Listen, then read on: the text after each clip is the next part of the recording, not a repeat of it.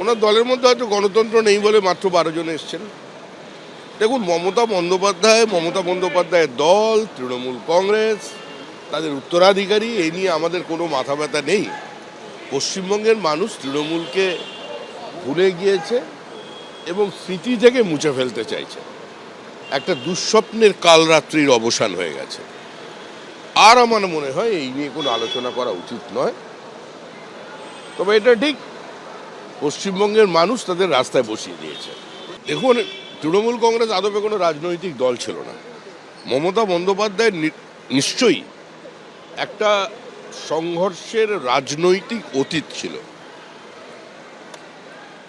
তিনি আপোষহীনভাবে সিপিএম এর বিরুদ্ধে লড়াই করেছিলেন, কিন্তু তারপরে একটা রাজনৈতিক দল বা একটা গণতান্ত্রিক ব্যবস্থার মধ্যে সরকার যেভাবে চলে সেভাবে চলেনি। তার পরিণতি হচ্ছে বিশৃঙ্খলা। এর সঙ্গে আমাদের দূর দূর পর্যন্ত কোনো সম্পর্ক নেই।